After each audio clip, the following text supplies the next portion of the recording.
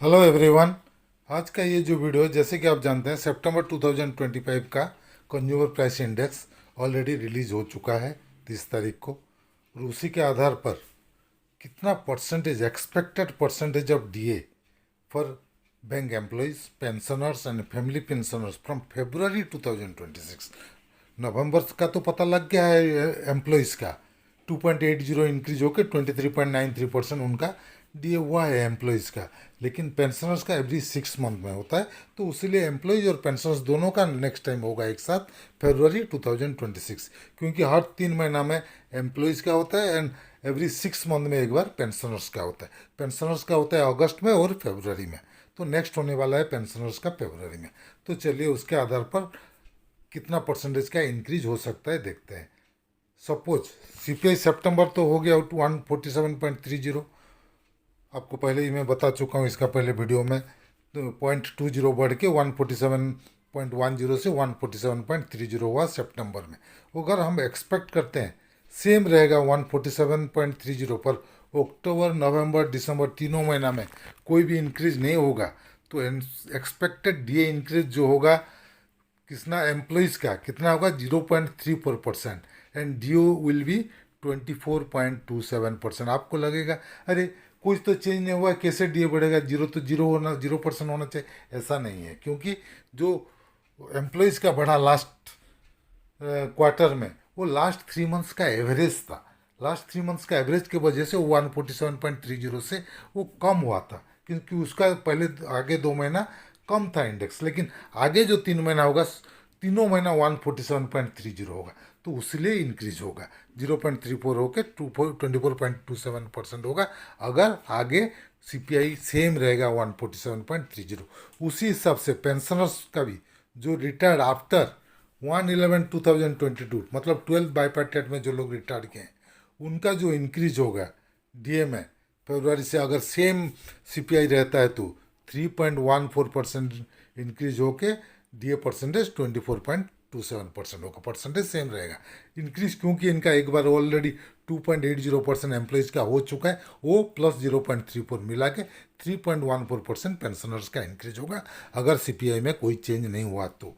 और pensioners retired before, जो लोग 12 का बिफोर रिटायर्ड किए हैं 1/11/2022 से पहले, उनका जो स्लैब इंक्रीज होगा अराउंड 50 स्लैब इंक्रीज होगा अगर 147.30 रहेगा तो। पहले में हम बताए थे 45, लेकिन वो गलत है, क्योंकि वो एवरेज लेके किया गया था। लेकिन पेंशनर्स का डीए क्या होता है, 6 महीना से लास्ट 3 मंथ्स का जो रहता है उसका एवरेज के ऊपर होता है, 6 मंथ का एवरेज नहीं होता है। लेकिन अभी जैसे होगा कि अक्टूबर नवंबर दिसंबर 3 महीना का जो कंज्यूमर प्राइस इंडेक्स है उसका एवरेज होगा। ये नहीं कि पहले से जो, तो पहले उसका पहले का 3 महीना का भी होगा, ऐसा नहीं है। जुलाई अगस्त सितंबर का नहीं होगा इधर। इधर होगा ओनली अक्टूबर नवंबर दिसंबर 3 महीना का जो एवरेज होगा।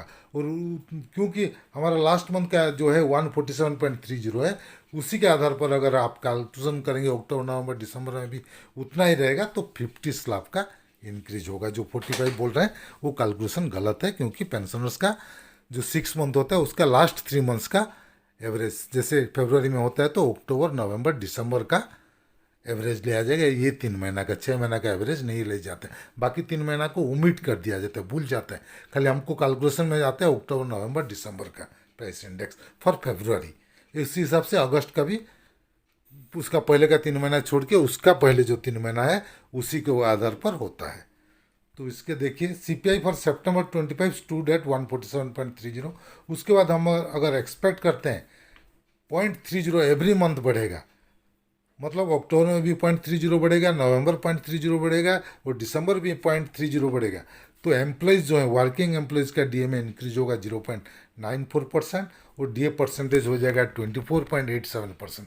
उसी हिसाब से जो पेंशनर्स रिटायर्ड के हैं 1/11/2022 के बाद, उनका डीए इंक्रीज होगा 3.74% and DA will be 24.87%। Same तरह जो पेंशनर्स रिटायर्ड हैं बिफोर 12 बाईपार्टेट सेटलमेंट, बिफोर 1/11/2022, उनका जो स्लैब हो इंक्रीज होगा 61 स्लैब इंक्रीज होगा अगर 0.30 बढ़ता है एवरी मंथ।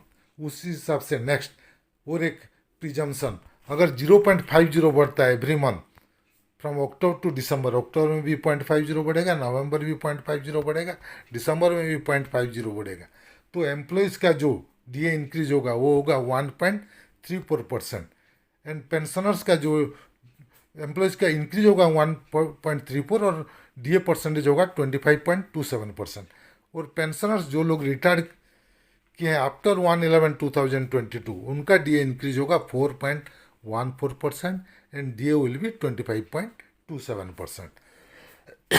और पेंशनर्स जो लोग रिटायर किए 1/11/2022 से पहले उनका डीए होगा 67 स्लैब, अगर 0.50 एवरी मंथ बढ़ता है अक्टूबर नवंबर दिसंबर में, तो उसी के हिसाब आधार पर आपका कितना परसेंट इंक्रीज होता है सेटलमेंट वाइज, चलिए देख लेते हैं। ये देखिए settlement wise 50 slab, 61 slab, 67 slab. जो लोग रिटायर किए हैं 1/1/1986 से लेके 30/6/1993 में, उनका अगर 50 स्लैब इंक्रीज होता है तो 33.5% इंक्रीज होगा, 61 स्लैब इंक्रीज होता है तो 40.87% इंक्रीज होगा, 67 स्लैब इंक्रीज होता है तो 44.89% का इंक्रीज होगा। उसी हिसाब से 1/11/1992 से 31/3/1998 के बीच में जो लोग रिटायर किए हैं उनका डीए पर स्लैब 0.35 है। उसी हिसाब से 50 स्लैब अगर इंक्रीज होता है तो 17.5% इंक्रीज होगा, 61 स्लैब इंक्रीज होता है तो 21.35% इंक्रीज होगा, 67 स्लैब अगर इंक्रीज होता है तो 23.45% का इंक्रीज होगा। उसी तरह जो लोग रिटायर किए हैं 1/11/1998 से लेके 31/10/2002 के बीच में उनका डीए पर स्लैब जो है 0.24 है। तो 50 स्लैब इंक्रीज होता है तो उनका इंक्रीज होगा 12%, 61 स्लैब इंक्रीज होता है तो इंक्रीज होगा 14.64%, 67 स्लैब इंक्रीज होता है तो इंक्रीज होगा 16.08%।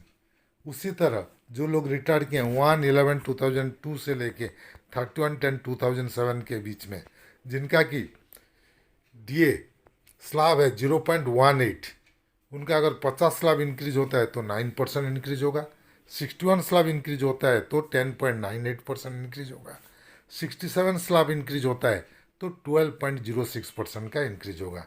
उसी तरह सेम 9 बीपीएस में जो लोग रिटायर किए हैं 1/11/2007 से लेके 31/10/2012 में उनका डीए पर स्लैब है 0.15 पर स्लैब, अगर 50 स्लैब इंक्रीज होता है तो 7.50% इंक्रीज होगा, अगर 61 स्लैब इंक्रीज होता है तो 9.15% इंक्रीज होगा, और अगर 67 स्लैब इंक्रीज होता है तो 10.05% का उनका डीए में बढ़ोतरी होगा।